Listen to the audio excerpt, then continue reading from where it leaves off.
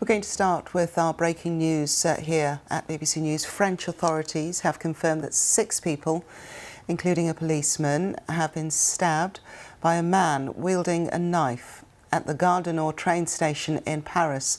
The attack took place early on Wednesday morning. A short time ago, the French Interior Minister Gerald Darmanin held a press conference saying one person had been seriously injured in the incident. He also added that 2 off-duty policemen had fired 3 times at the attacker, wounding him. He's reportedly in a life-threatening condition under arrest in hospital. So these are scenes from the Gare du Nord train station from earlier. A police cordon had been put into place. This is one of the world's busiest travel hubs, linking the French capital to the United Kingdom and also Northern Europe.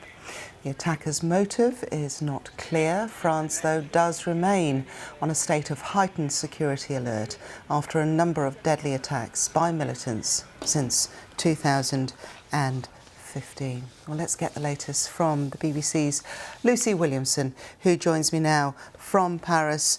Lucy, I wonder if you can just update us, please, on the latest.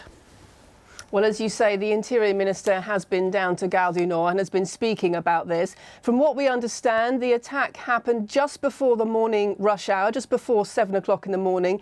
It began outside the Gare du Nord and then continued inside. And the attacker seems to have been using something like a knife, but a sort of makeshift weapon, something homemade perhaps. And as you say, managed to injure 6 people, one of them seriously, before those off-duty police officers who were on their way home after their shift intervened and fired at him and stopped the attack. Now, Gerald Darmanin says the whole attack took a minute. It was 6:42 when it began and 6:43 when the off-duty police officers fired at the attacker. And the question now, obviously, for investigators is why this attack took place. And on that, we have very little information because the attacker is now in hospital with serious, we're told, life-threatening injuries.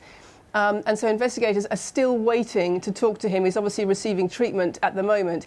And as we understand from the Interior Minister, there were no identity documents on him. So very difficult at the moment to determine why this attack took place. What we do know is that the judicial forces here are treating it as a criminal act, not specifically a terrorist act at the moment. OK, and what reaction has there been from Paris, from France in general? I mean, we're showing viewers pictures here of a very heavy, understandably so, police presence at Gare du Nord.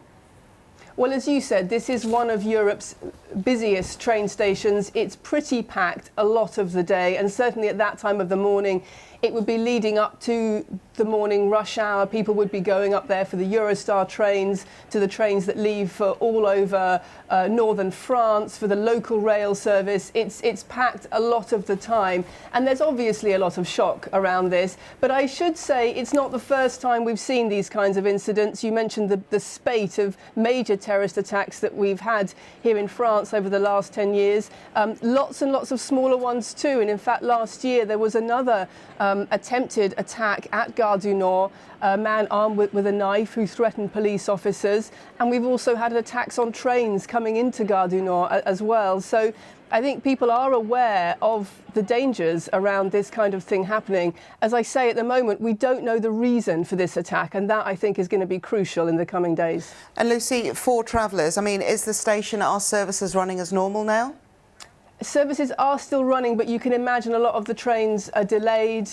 There is still a police cordon around what is obviously a crime scene, so parts of the station are not accessible, but large parts of it are in operation, and I think the authorities there are trying to get trains in and out as quickly as possible to catch up with the schedule. OK, Lucy Williamson, thank you very much, live from Paris there. Thank you.